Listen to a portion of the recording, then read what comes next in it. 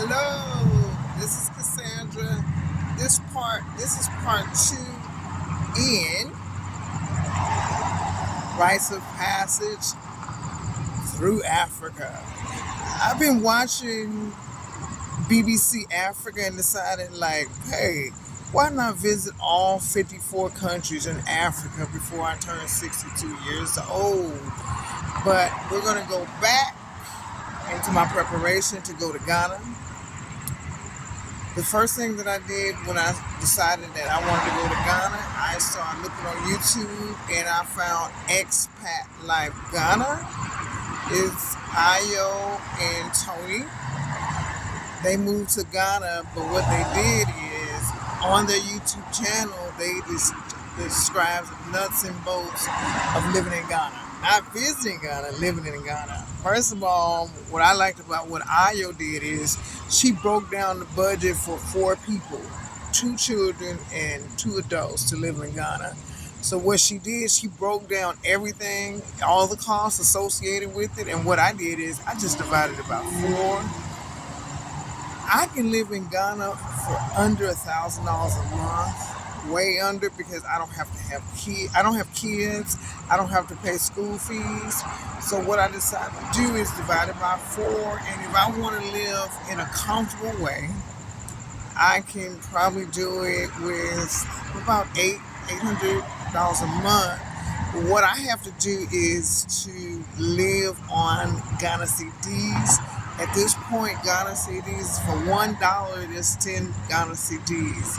So if I'm going to last 12 months, I must pay for everything in Ghana CDs.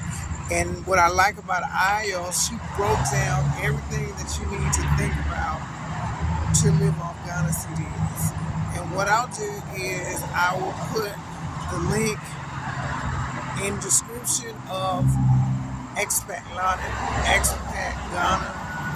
Expat Life Ghana.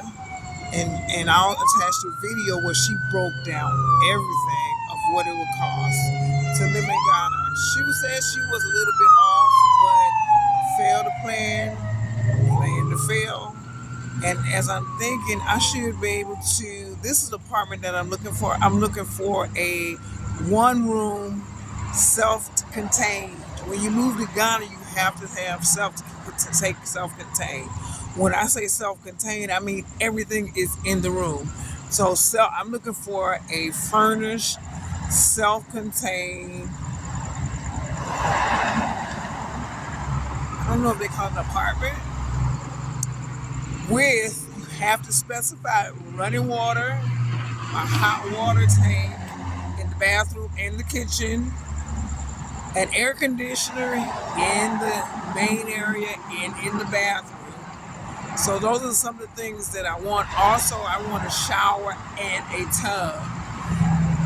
In Ghana, they have agents that look for apartments. What I'm trying not to do is deal with agents, because in Ghana, you never know if this agent is really an agent or if this person is just making money on property that they are not allowed to show. So my plan is, for the first 30 days, is to possibly, I'll probably just do Airbnb. Since I've been watching BBC Africa, I'm like, I don't know, stay in Ghana for 30 days and just do Airbnbs, because the business of Ghana is slow and it's complicated. So what I've decided to do is stay in Ghana for 30 days, leave, and come back, and then I don't have to worry about renewing my visa. This month, I will apply for a 5-year visa in which I can exit it into Ghana over a 5-year period. And I have 2 choices. My first choice is that I can go ahead and file for an extension after my 60 days in Ghana, or stay 30 days in Ghana, buy a round-trip ticket somewhere else in Africa, come back, and then have my visa stamped again. I'm not sure if this is going to work, but my main goal is to enjoy the music, the food, the culture, the dance, and everything I can while I'm in Africa, and try not to get into the business of Africa. Once I visited all 54 countries, then I will decide where I want to stay. Right now, I want to stay in Ghana, but it just seems like it's getting really expensive because everyone is going to Ghana. I will continue to learn Chi. And after that, what I'll do is after I visit all 54 countries, I will decide what African country I want to stay in and then learn the local language. A lot of the languages are the country languages may be English, French, Arabic, but each place within Africa has its own language. So I don't want to learn a language that's not an African language. So once I settle down and decide out of the 54 countries where I want to stay, I will continue to learn Chi, and then I will learn the local language. So I'll know English enough to be dangerous, and I will learn the local language. After watching BBC Africa, I decided, why just visit Ghana? Why just Ghana? I'll visit all 54 countries and decide what best fits me and my budget. I will keep you posted, but first of all, I would like to share with you Expat Ghana, which gave me all the nuts and bolts of living in Ghana. I think their last name is Jones. Ayo and Tony Jones, they're still in Ghana. Ayo's father was Ghanaian, so that's why they're in Ghana. But seems like, being a permanent resident or getting citizenship in Ghana is more complicated than it appears to be. So instead of just staying in Ghana the whole time trying to get citizenship and all of that, I want to explore, see how many countries I can explore in 1 year.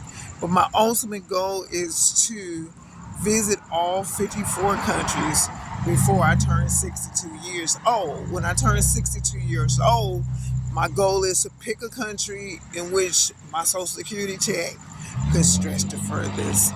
Like and subscribe my channel. It's called Rites of Passage through Mother Africa, and I'll keep you informed. The next video is going to be on applying for my 5-year visa to go to Ghana. I can go in and out of Ghana over a 5-year period. Like and subscribe, follow me, and I'll keep you posted on my journey to Ghana and beyond.